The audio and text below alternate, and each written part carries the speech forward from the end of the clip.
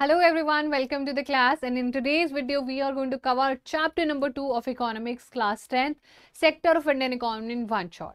तो देखो इस चैप्टर की इंपॉर्टेंस देखी जाए तो बोर्ड्स के हिसाब से काफ़ी ज़्यादा है. आपके unit test, class test and half yearly में भी आने वाला है. एंड हम इस चैप्टर के बारे में जितनी सारी बातें करेंगे उतनी कम है, बिकॉज ये चैप्टर सच में बहुत इंपॉर्टेंट है. But what this chapter is all about, what are the sector of Indian economy, what do we mean by term economy, right? India में मिलने वाली इकोनॉमी या उसके सेक्टर से हमें क्या मतलब है, लेकिन हमें इस चैप्टर में क्या पढ़ना है. So basically if I tell you that you know we all are doing certain sort of work, है ना. हम सब लोग कुछ काम करते हैं, लाइक आपका भी काम है पढ़ना और हमारा काम है पढ़ाना. Now, have you seen other people doing some or other form of work around in your surroundings? Let me know. जल्दी से बताओ. Yes, everyone. क्या आपने अपने आसपास कुछ लोगों को कुछ काम करते हुए देखा है? Like you must have seen doctors doing their work. You must have seen nurses doing their work, or you may have just seen a shopkeeper doing his work, और मे बी एनी एग्रीकल्चरलिस्ट जो कि agriculture में काम कर रहा होता है ना. कोई ब्रेड बना रहा है तो कोई बेकरी का काम कर रहा है तो कोई समोसे बना रहा है ना. देखा है आपने ये सारी चीजें. So all those people who are actually working, ठीक है, all those people, all those individuals जो काम कर रहे हैं या किसी भी चीज में इन्वॉल्व हैं, वो हमारे इंडियन इकोनॉमी का पार्ट होता है. और वो सर्टनली डिफरेंट डिफरेंट सेक्टर्स में इन्वॉल्व है. वो कौन से सेक्टर्स होते हैं? Do you have any idea? अच्छा बताओ, क्या आप लोगों को कोई आइडिया है? Let me just show you a picture. Let me just show you a picture. ये पिक्चर देखो जल्दी से. You will see a woman ironing the clothes, and here you will see a woman plucking the flowers or the cotton ball she is plucking. यहाँ पे you see a laborer which is like जो brick बना रहा है. Then you see a postman जो कोई letter तो deliver करने जा रहा है. And then you see a coolie over here जो कि लोगों का लगेज उठा रहा है. So now imagine all the people who are above, certainly 15 से above लोग काम कर सकते हैं. 14 के हो तो काम नहीं कर सकते, इलीगल माना जाता है. Now you have to remember that this is just an example, right? This is just an example that people are actually involved in some or other form of work. Exactly like that, whenever we are going to cover this portion, तो हमारे यहाँ पर भी कुछ sector of economic activities होता है. अच्छा, अब what do you mean by economic activity? Let me be very clear about that. देखो, economic activity which we have already done in class 9th although are certainly market activities. Now, what do you mean by market activities? Anything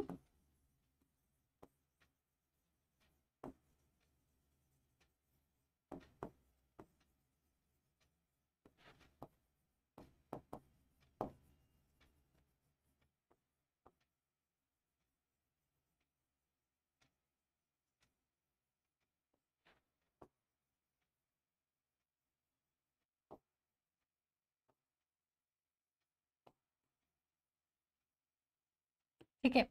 अब कोई भी ऐसी चीज अगर आप कर रहे हो जिससे आपको वापस पैसा मिल रहा है, anything that you are doing which have monetary goals, gains और आउटकम्स, जिससे भी हमें काम करने से पैसा मिल रहा है, that is considered the economic activity. ठीक है, इतनी बातें समझ में आई. अब इस इकोनॉमिक एक्टिविटी में सब लोग तो एक जैसा काम नहीं कर रहे हैं. Like not everybody is a doctor और अ टीचर, है ना. We see a lot of other profession, we see a lot of other type of work. Exactly like that we have sectors. So सबसे पहले आपको याद रखना है, जो सबसे पहले सेक्टर होता है वो होता है प्राइमरी. समझा? वो होता है primary sector which is the first sector. On the second level we have secondary sector. इसका नाम इसीलिए सेकेंडरी भी है बिकॉज ये सेकेंड नंबर पर आता है. ठीक है. थर्ड नंबर पर होता है टर्शरी. ठीक है बच्चा. थर्ड नंबर पर we have tertiary sector. So apparently these are the three sectors which our chapter is gonna talk about, and इनमें क्या developments होते हैं, क्या क्या चीजें होती हैं, everything we are going to cover in this chapter. बताओ, इतना basic introduction आप लोगों को समझ आया कि नहीं? Yes please everyone.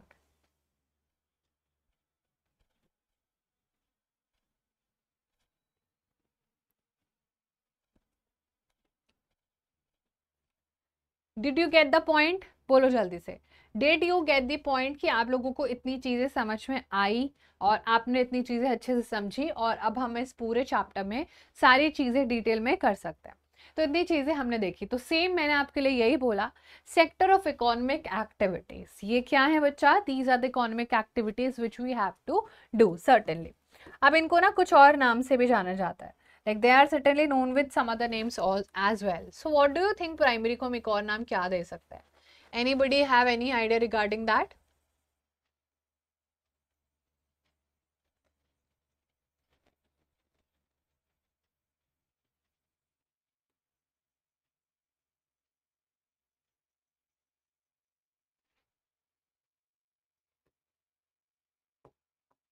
देखो जब हम प्राइमरी की बात करते हैं ना तो we call it as agriculture sector as well, agriculture sector, ठीक है, इसका दूसरा नाम है, बिकॉज इसमें क्या होता है, एग्रीकल्चर से रिलेटेड सारा काम होता है।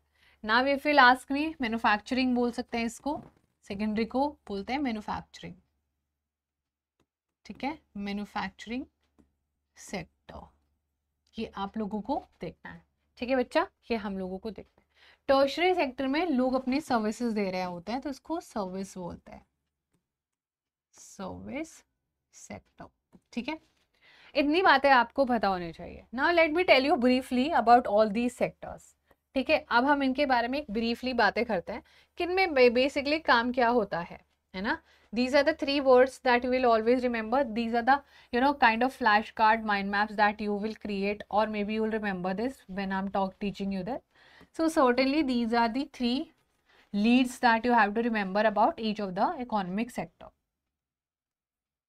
Now let me tell you, जब भी हम एग्रीकल्चर के बारे में बात करते हैं तो यहाँ पर होता है रॉ मटेरियल प्रोडक्शन। क्या होता है बच्चा? रॉ मटेरियल प्रोडक्शन, इतना हम लोगों को पता है। यहाँ पर होता है रॉ मटेरियल प्रोडक्शन। अब इसी मैन्युफैक्चरिंग सेक्टर में जो ये हमने रॉ मटेरियल बनाया था, इसी का होता है conversion, conversion of raw material into finished good, finished goods. All right, this is what you have to remember from the secondary sector. और यहाँ पर कुछ भी नहीं होती बच्चा, यहाँ पर दी जाती हैं services to rest of the sector, यहाँ पर दी जाती है सर्विसेज बाकी सारे सेक्टर्स को।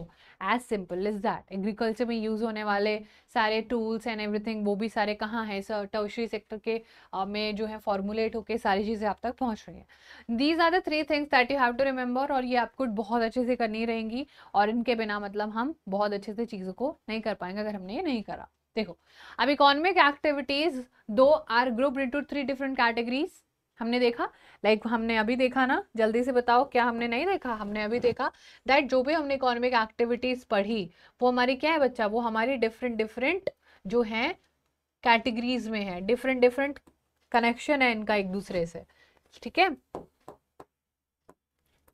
Like we have seen which three sectors, just recall after me, follow फटाफट से।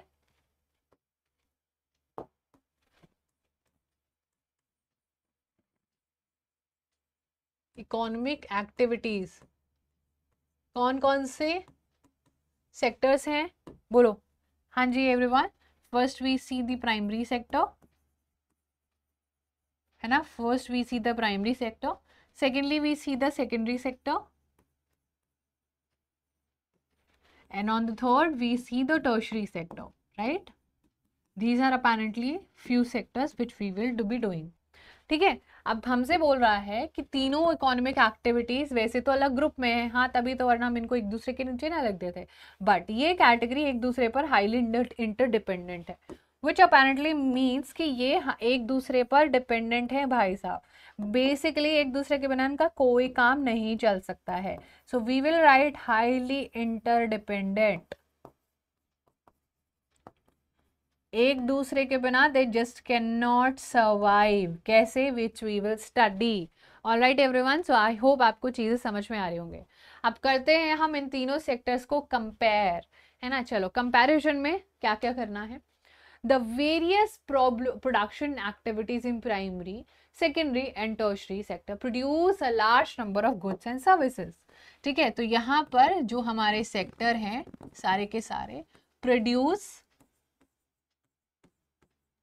अ वेरी large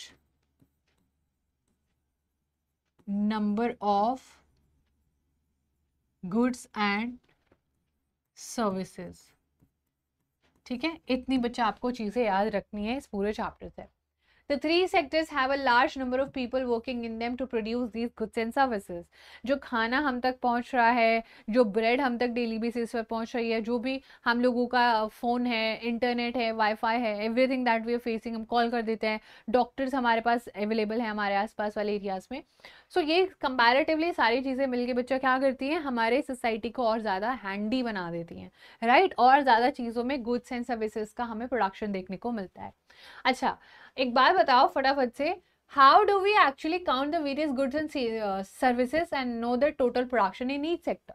जब हमें पूरा टोटल प्रोडक्शन पता करना हो, या फिर हमने टोटल प्रोडक्शन कैसे किया है ईच सेक्टर में, हम कैसे उसको काउंट करेंगे, वो बहुत जरूरी है देखना। देखो, इकोनॉमिक्स ने बोला, जो इकोनॉमिस्ट थे उन्होंने बोला, the value of goods and service should be use rather than adding up the actual number. जो गुड्स एंड सर्विसेज है ना, उनका जो वैल्यू क्रिएशन है उसको ज्यादा काउंट करो, यानी कि 1+1+1 करते जाओ। अब यहाँ पर एक एग्जाम्पल भी दिया हुआ है। एग्जाम्पल है, अगर 10,000 kilo of wheat is sold as 20 rupees पर kg, the value of wheat will be ₹2 lakh, and the value of 5,000 coconut at 15 rupees per coconut will be 75,000. Similarly, the value of goods and services in the three sector are calculated and then added up. अब हम क्या करते हैं, जब भी हमारे पास जो भी वैल्यू होता है, जो भी हमारे पास वैल्यू ऑफ गुड्स होता है और सर्विसेज होता है, वो हम तीनों को कैलकुलेट करके एडअप कर लेते हैं। That is how we count the entire thing. Alright everyone, now you see next portion। अब it only makes sense to include the final goods and services, है ना। Take for example a farmer who sells wheat to flour mill for ₹20 per kg। Now एक बार चीज को count करने के बाद you can't multiply it, you can't keep counting upon it, right? So that is what a chapter is showing। The mill grinds the wheat and sells the flour to the biscuit company for ₹25 per kg। अब इसीलिए चीजें धीरे धीरे धीरे धीरे हमको बहुत ज्यादा एक्सपेंसिव होते नजर आएंगी। The biscuit uses the flour and use sugar, oil, और वो 4 बिस्किट के पैकेट बना देता है।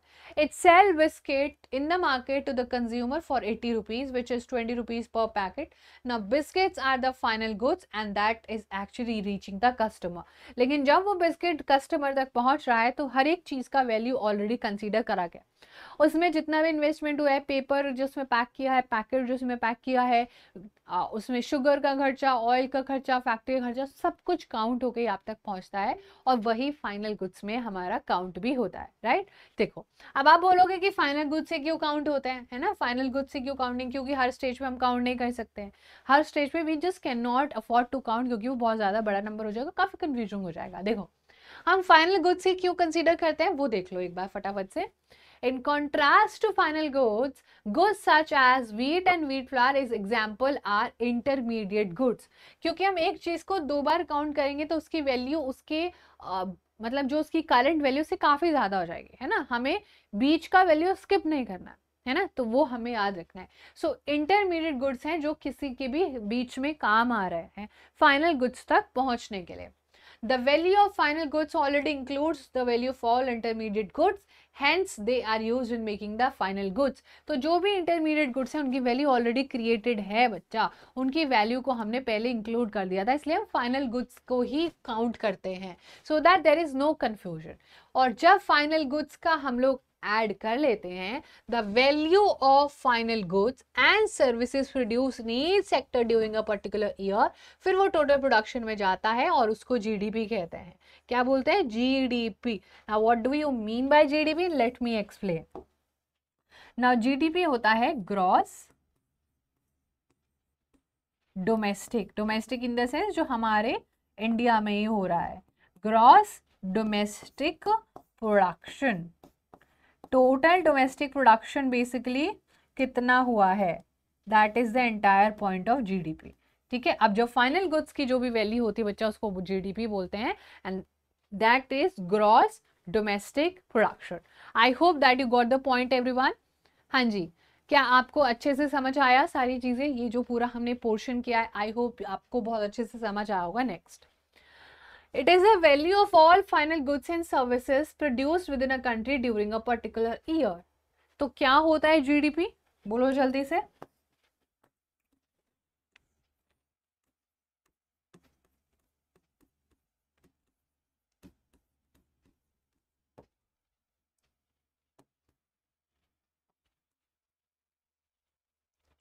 It is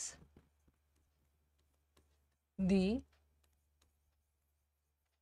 value of all final goods and services produced within a country during a particular year। ठीक है, ये बातें आपको याद रखनी है। This is what you have to remember. It is the value of all final goods and service produced within a country during a particular is called as GDP। ये हमारा GDP होता है। Now come to the point। GDP बताता है कि किसी देश की इकोनॉमी कितना बड़ा है। ठीक है, this you have to remember very clearly। In India, the mammoth task of measuring GDP is undertaken by the central government ministry। जब हम अपने इंडिया की बात करते हैं तो जो ये जीडीपी का पूरा टास्क है कि who will actually measure the GDP, remember the task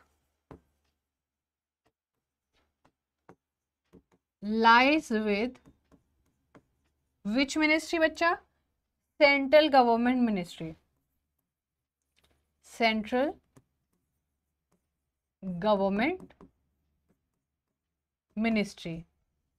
central government ministry को ये जो है काम होता है कि वो जीडीपी बताए। With the help of various government departments, all Indian state and union territory collects information relating to volume of goods and services और फिर वो अपना जीडीपी एस्टिमेट लगा लेते हैं। बहुत सारे गवर्नमेंट ऑफिसेज होते हैं, बहुत सारी चीजें आपको यहाँ पर देखने को मिलेंगी और वो हम लोगों को बच्चा क्या कर लेते हैं, हमारा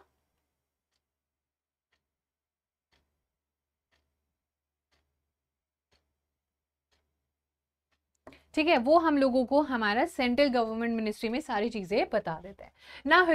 हिस्टोरिकल चेंजेस देखें कि ऑब्वियसली जैसे जैसे टाइम आगे बढ़ा है वैसे वैसे हमने बहुत सारे चेंजेस हमारे सेक्टर में देखे। इनिशियली डेवलपमेंट प्राइमरी सेक्टर में काफी इंपॉर्टेंट था, बिकॉज हमारे लिए ज्यादा इंपॉर्टेंट था कि हम इकोनॉमिक एक्टिविटी प्राइमरी लेवल पर ज्यादा फोकस करें। फार्मिंग मेथड चेंज होते गए तो एग्रीकल्चर प्रोग्रेस होता गया, जैसे कि green revolution. Remember green revolution which we did, है ना, ग्रीन रेवोल्यूशन हम लोगों ने देखा था। Buying and selling activities increase बहुत ज्यादा बढ़ गई, लोग अब बहुत ज्यादा डिमांड करने लगे क्योंकि एक्स्ट्रा पैसे आने लगा। आर्मी, ट्रांसपोर्ट, एडमिनिस्ट्रेशन सब चीजें हमें चाहिए। However at this state most of the goods produced were natural product from primary sector and most people are also employed in this sector. हमने अभी भी बहुत टाइम लगा, हमें आज भी हम देखते हैं कि प्राइमरी सेक्टर में बहुत ज्यादा लोग काम कर रहे होता है। Now, over a long time, especially because new method of manufacturing were introduced, नए नए मेथड आने लगे मैन्युफैक्चरिंग की, तो मैन्युफैक्चरिंग से बहुत सारी फैक्ट्रीज आती हैं, बहुत सारे लोग अब जो है इसमें एक्सपेंशन करते हुए आपको देखने को मिलेंगे। Those people who had earlier worked on farms और फैक्ट्रीज में काम करने लगेंगे, लोग अब ज़्यादा से ज़्यादा गुड्स सस्ते रेट पर प्रोड्यूस करने लगेंगे और सेकेंडरी सेक्टर भी जनरली बहुत ज़्यादा पोटेंशियल प्रोडक्शन और एम्प्लॉयमेंट दोनों में जनरेट करने लगेगा। So in the past 100 years we have seen people shifting from primary to the secondary sector और ये टेस्ट जो है ये डेवलप कंट्रीज के तरफ होता है। ना द सर्विस सेक्टर भी बहुत इंपॉर्टेंट बन गया है टोटल प्रोडक्शन में और उसने भी काफ़ी ज़्यादा हेल्प करी लोगों की। बहुत सारे वर्किंग पीपल आज सर्विस सेक्टर में इन्वॉल्व होता है और ये ज़्यादातर डेवलप्ड कंट्रीज में बहुत ज़्यादा देखने को मिलता है कि ज़्यादातर लोग वहाँ पर अपनी सर्विसेज ही दे रहे होता है। द वैल्यू, ये तो हमने कर लिया। देन आई थिंक ये रिपीट हो गया। अच्छा, historical changes it's now It's repeated. Chalo. Now we'll see all these sectors which are the primary, secondary, tertiary sector in India. Now see, in the year 2013 and 14, the tertiary sector has emerged as the largest producing sector in India, replacing the primary sector. Imagine the scenario कि हमने पूरा का पूरा जो है हमारा tertiary sector ये portion में चला गया. Like ये portion में हम लोगों ने इतना ज़्यादा contribution होते हुए देखा कि कहाँ पर हम लोगों ने यहाँ से शुरू किया था, which was this part, है ना. और देखो आप कितना ज़्यादा हमने green which is the tertiary sector, red is the secondary sector और ए हमारा प्राइमरी या एग्रीकल्चर. ठीक है, चलो तो ये हमने देखा. अब राइजिंग इंपॉर्टेंस क्या है टर्शियरी सेक्टर की वो देखो जल्दी से. क्वेश्चन आता है यहाँ से फर्स्ट है क्योंकि किसी भी कंट्री में अगर hospitals, educational institute, post office अगर बनेंगे, ऐसी बेसिक सर्विस इंप्रूवमेंट होगी तो सर्विस सेक्टर इंप्रूव होगा, which is the first point. Secondly, अगर डेवलपमेंट होता है एग्रीकल्चर और इंडस्ट्रीज का, उसके वजह से ही बहुत सारी सर्विसेज जनरेट होती हैं, है ना. तभी तो हमने बोला था कि इंटरडिपेंडेंट एक दूसरे पर. Transport, trade, storage, greater the development of the first two sector, more demand for such services increase होती हैं. Alright everyone. नाउ थर्ड है, जैसे लोगों का इनकम बढ़ता है तो लोगों के सर्टेनली इंटरटेनमेंट की डिमांड्स बढ़ जाती है. उनको और ज्यादा सेक्शन ऑफ सोसाइटी में कुछ एंटरटेनमेंट चाहिए, जैसे कि वो लोग बाहर खाना शुरू कर देते हैं, टूरिज्म बहुत ज्यादा बढ़ जाता है, shopping, private hospital, private school, professional training etcetera. और फोर्थ है, for over 10 years certain new services such as information and communication and technology ने सर्विसेज को सबसे ज्यादा बूस्ट किया है because of the change that is happening in the society. उसके वजह से हमें बहुत सारी चीजें बच्चा लोग देखने को मिल गए हैं. अब सर्विस सेक्टर इंडिया एम्प्लॉय करता है डिफरेंट काइंड ऑफ पीपल. जब हम अपने सर्विस सेक्टर की बात करेंगे तो different kind of people are actually engaged here. At one and there are limited number of services that employ highly skilled and educated workers. अगर हम एक एंड पर देखें तो वहां पर क्या है, लिमिटेड नंबर ही सीट्स होती हैं, सर्विसेज होती हैं, और उसमें हमें बहुत ही हाईली स्किल्ड और बहुत ही ज़्यादा टॉप कॉलेजेस से, टॉप स्कूल से पढ़े हुए बच्चे चाहिए होते हैं. At the other end, there are a large number of workers engaged in service such as small shopkeeper, repair person, transport person. अब देखो Blinkit हो गया, Zomato, they have only few people at the top, but कितने सारे लोग उस पूरी company के लिए काम कर रहे हैं. There are multiple, you consider Amazon. Amazon का एक ही मालिक है, but एक ही जो है डिलीवरी बॉय तो नहीं है ना. They have lakhs and crores of delivery boys all across the globe, है ना. चलो, सो अगर आप देखोगे थोड़ा बहुत तो आपको फिर से चीजें नजर आएंगी बच्चा.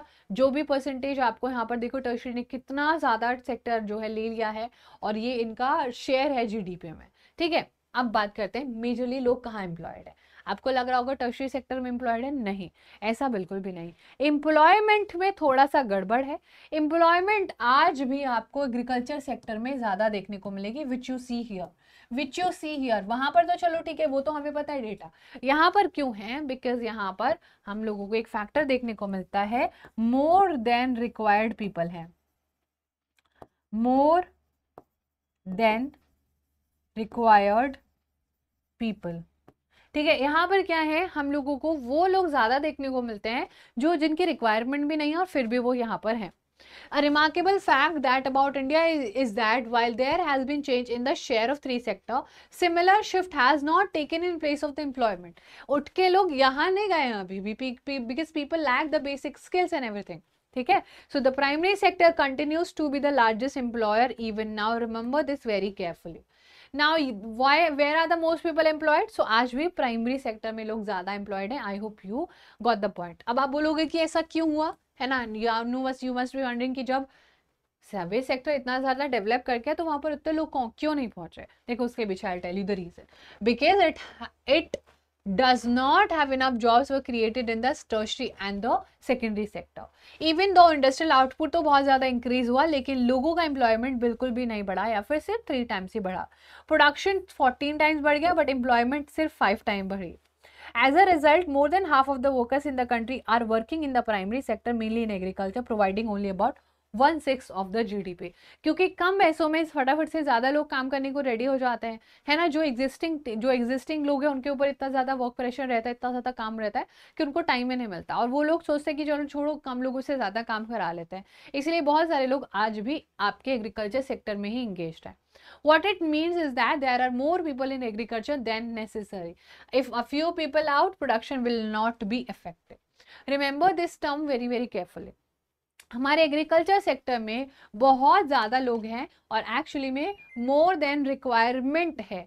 है ना. What it means is that there are more people in agriculture than necessary. Alright everyone. और in other words worker in agriculture sector are under employed. Most important part. अगर हम बोलें in other words,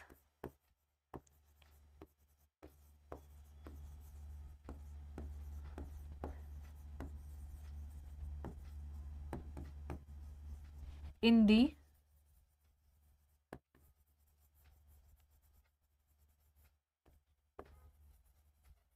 agriculture sector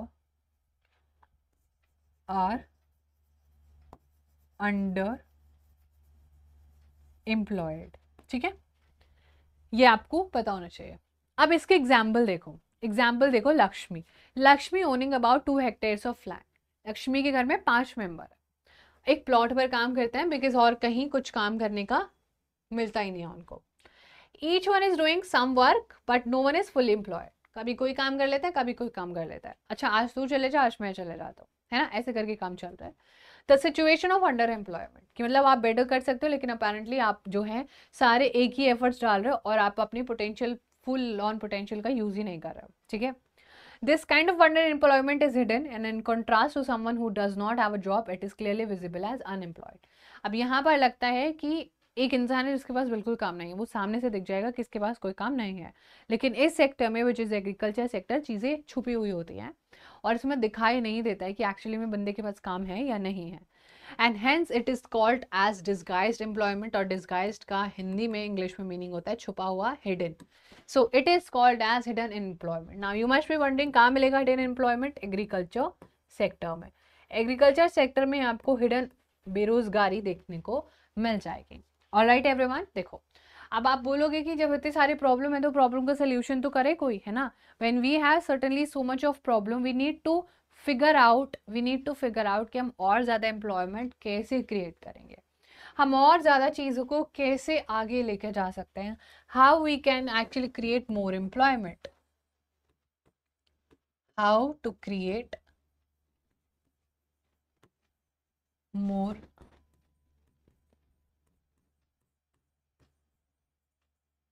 employment.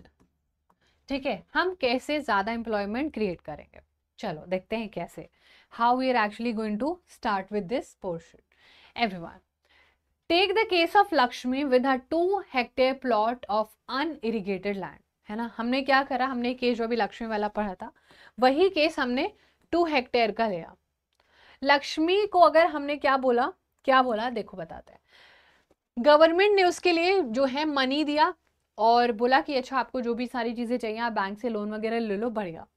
If the government invest some money, transportation, storage, crops, ये सारी चीजें जो सड़कें अच्छी बना दे.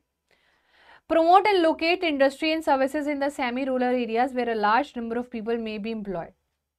So अब क्या होगा मैं बताती हूँ आपको क्या होगा. अब ऐसे सिचुएशन में यहाँ पर जो लोग सिर्फ और सिर्फ उसके खेत में काम कर रहे थे, लाइक उसके फार्म में काम कर रहे थे, now they can do what, they can obviously store, transportation में कोई काम कर सकता है, लाइक कोई गाड़ी चलाने का काम कर सकता है एक्स्ट्रा अमाउंट ऑफ मनी कमाने के लिए. कोई फैक्ट्री बनाने में, फैक्ट्री में रखने के लिए लेबर का काम कर सकता है, स्टोरेज का काम कर सकता है. मल्टीपल सोर्स ऑफ इनकम की जा सकती है. और अगर गवर्नमेंट की तरफ से कोई भी इन्वेस्टमेंट हो रहा है तो अच्छा आउटकम, हम ज़्यादा एम्प्लॉयमेंट क्रिएट कर पाएंगे. हमें इंडस्ट्री के लिए एक गार्ड भी बिठाना पड़ेगा, कहीं लूट पाट ना हो जाए. इंडस्ट्री के लिए जहाँ पर हम जगह लेंगे उस इंसान को हमें रेंट भी देना पड़ेगा. सो मल्टीपल जॉब्स क्रिएट करी जा सकती हैं. ऐसे में लक्ष्मी के पास इरिगेशन भी हो जाएगा, वो अपनी दूसरी क्रॉप टी राबी सीजन में ये वीट वगैरह कर सकती है, बहुत बढ़िया सोर्स ऑफ इनकम अपनी जनरेट कर सकती है बच्चा. और रिसेंटली एक जो है स्टडी ने बताया भी, जो कि प्लानिंग कमीशन ने करी थी, जिसको कि करंटली नीति आयोग कहते हैं, कि 20 लाख जॉब्स तो एजुकेशन सेक्टर्स में ही जनरेट की जा सकती है. इमेजिन, एजुकेशन सेक्टर में 20 लाख जॉब्स क्रिएट करी जा सकती है. Similarly we have to improve the health situation. Health sector में हम लोग काम कर सकते हैं. तो जो लक्ष्मी के घर में बाकी लोग हैं, they might get engage in some other sector as well. हमारे यहाँ पर 60% पॉपुलेशन तो 5 से 29 ईयर्स की है. वाओ. 51% ही अटेंड करते हैं स्कूल्स. बुरी बात तो है. और ज़्यादा से ज़्यादा जॉब्स क्रिएशन की हम लोगों को नीड है, otherwise we will suffer. Otherwise हम लोगों को चीज़ें बहुत ही ज़्यादा कंफ्यूजिंग यहाँ पर लग सकती है, बहुत सारी चीज़ें हमें यहाँ पर समझ में नहीं आएंगी बच्चा पार्टी. ओके चलो. Now since we have the planning commission से कि टूरिज्म भी एक सर्विस सेक्टर का पार्ट है, टूरिज्म में भेज सकते हैं, है ना। लोगों को 35 लाख लोगों को जॉब मिल सकती है यहाँ पर। इमेजिन करो कि 35 लाख लोगों को अगर जॉब मिल जाती है टूरिज्म सेक्टर में, तो कितना ज़्यादा फायदा इतने सारे लोगों का हो जाएगा। Recognising this the central government had a made it a law in India. ठीक है, तो ये सारी चीज़ें, एक एम्प्लॉयमेंट करने के लिए सबको जॉब मिलनी चाहिए, तो हमने इसके लिए कुछ लॉ भी बनाया और वो लॉ था मनरेगा। ना MNREGA 2005 implementing the right to work in about 625 district of India. Remember, this happens to be the most important section of this chapter. MNREGA government को लगा अब हमें कुछ करना पड़ेगा और गवर्नमेंट ने राइट टू वर्क लगाया, जिसमें 625 डिस्ट्रिक्ट इंडिया की काउंट हुई और इसके फुल फॉर्म है Mahatma Gandhi national rural employment guarantee act. ये रूरल लोगों के पास, जिनके पास जॉब नहीं होती, उनको गारंटी देता है 100 डेज ऑफ जॉब्स का। Remember the term 100 days, 100 days of guaranteed employment by the government, की 100 दिन, like you have 365 days in a year and 366 in case of a leap year. So इनमें से आपको 100 डेज जॉब हम लोग provide करेंगे। अगर गवर्नमेंट फेल हो जाती है तो आपको उतना पैसा मिलेगा 100 डेज का।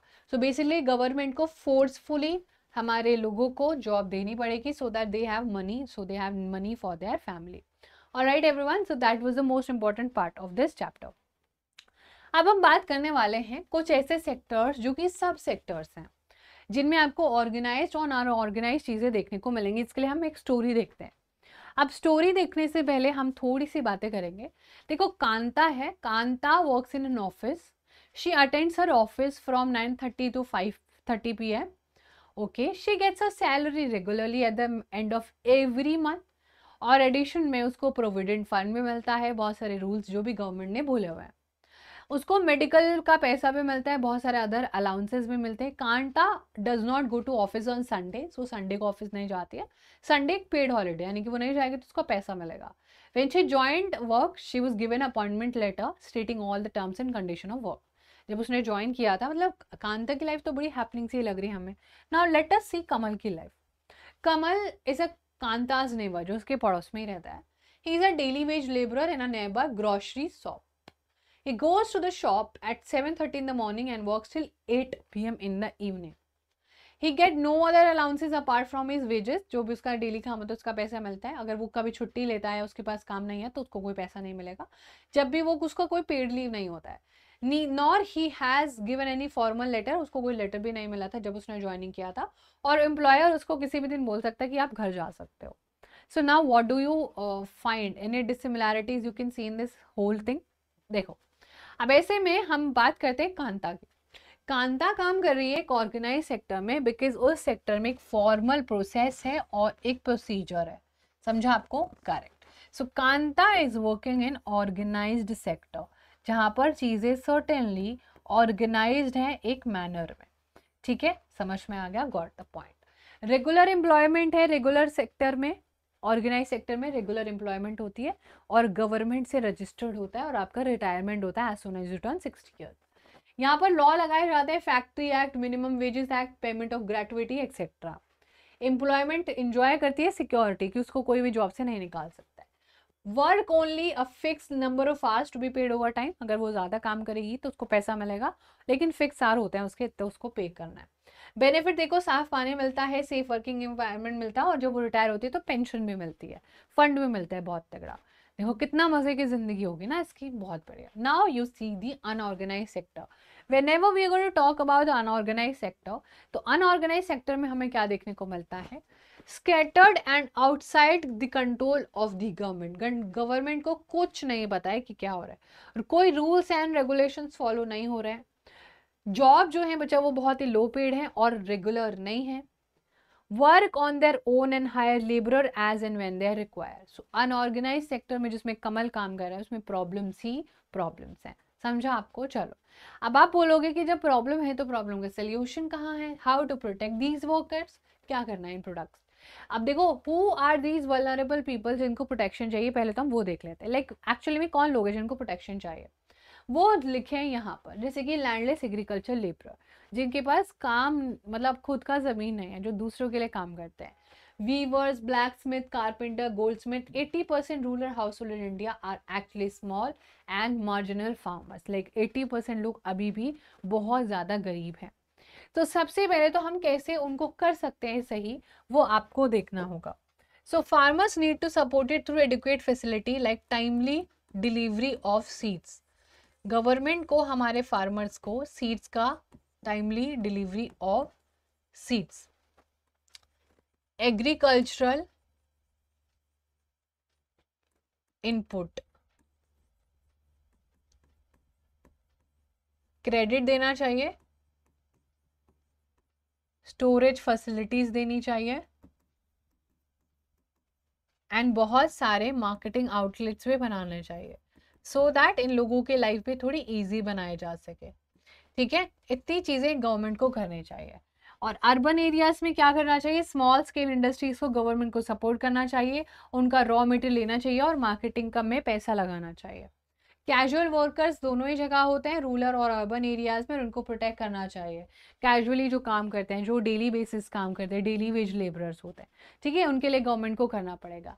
Besides getting irregular work and paid work, कुछ लोगों को तो सोशल डिस्क्रिमिनेशन भी फेस करना पड़ता है. So we need stronger policies for that, right. And protection and support to unorganised sectors worker it is necessary for both economic and social development. तो बहुत लोग तो आप इस धर्म के हो, आप इस कास्ट के, उसके लेके लोगों के साथ काम नहीं करना चाहता है. तो that should not be happening in the society. अब देखो थोड़ी सी बातें और देख लेते हैं चैप्टर में. Sector in terms of ownership, public and private sector. अब जब हम इतनी सारी चीजें पढ़ रहे हैं, कौन क्या किसके कौन किसका मालिक है, and everything we also have to do. देखो अगर मैं आपको बोलूँ कि अगर हमें इकोनॉमिक एक्टिविटी को क्लासिफाई करना है, तो हमारे पास एक और क्लासिफिकेशन है, और वो बेस्ड होती है on the basis of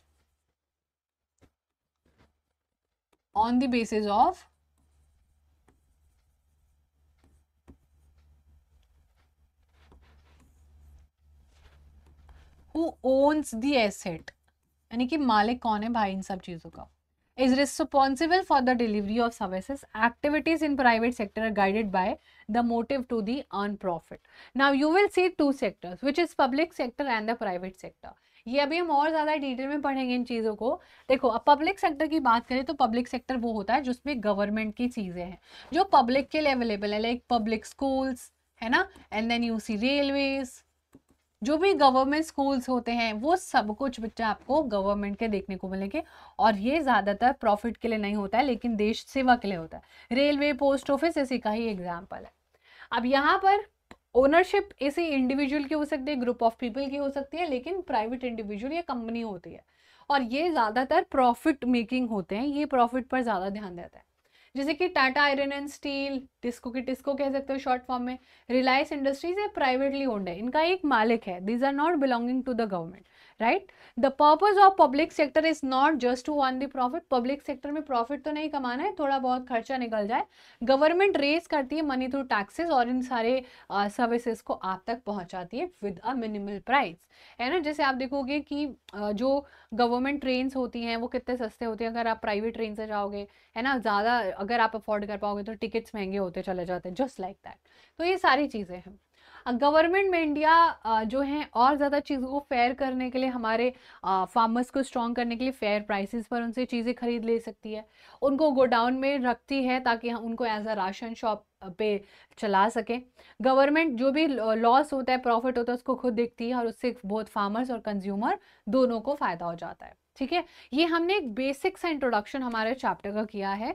I hope कि आपको इस वन शॉट कंप्लीट करने के बाद पूरा चैप्टर समझ आ जाएगा. इतना अगर आप आराम से कर लोगे तो आप आराम से बाकी क्वेश्चंस जो भी इस चैप्टर से आते हैं वो आप आराम से कर सकते हो. Now since we have done this chapter in one shot and in detail, तो अब हम जो हमारी नेक्स्ट वीडियोज होंगे, लाइक फॉर एग्जाम्पल ऑब्वियसली इसके चैप्टर के important question, MCQs, any extra question that you want to do, all those factors and all those things you would find on this channel. आपको इस channel पर वो सब कुछ मिलने वाला है पॉसिबली, जो कि एक लेक्चर में होना चाहिए. Now when we will see you, since this is a recorded session, this is a one shot of the video, there is no disturbance, you can just watch it on 2x or 1.5x or 1.75x. so इससे आप एक chapter के बारे में जान पाओगे, what is the chapter all about, या आप वो कर पाओगे. Now since whenever we'll be sitting down, next time when we are going to do the MCQ or maybe the objective or the subjective, any type of question that we are going to perform, or when we will see you in the live class, because on every Tuesday, Thursday and Saturday हमारी live class होती है. तो in that live class we are going to question, we are going to ask you the question that is related to these chapters. ठीक है, तो जब हम next time मिलेंगे तो हम बहुत सारी क्वेश्चंस इन चैप्टर से जो रिलेटेड है उसको करने वाले हैं. जो भी सारी चीज़ें अल्टीमेटली इन सारी चैप्टर से आती है वो चीज़ हम कवर करेंगे. ठीक है, और मेजरली तो एमसीक्यू हम लोग करते हैं practice. I don't know if you must be seeing, क्योंकि लाइव क्लासेस में तो काफ़ी अच्छी स्ट्रेंथ हम लोगों को देखने को मिलती है. लाइव क्लासेस में तो बहुत बच्चे अच्छे से पार्टिसिपेट करते हैं, बड़ा ही मज़ा आता है आप लोगों के साथ पढ़ने में. अब हम इसी चैप्टर का एमसीक्यू आपके साथ लेके आएंगे very very soon. So that was pretty much about it, and I hope you got the entire story of this chapter. आपको पूरा चैप्टर बहुत अच्छे से समझ आया होगा, हमने इसको वन शॉट में फिनिश कर लिया है. So that was all about it, everyone. Now I'll see you in the next class. Thank you so much and sending you lots of love. Bye bye. Take care.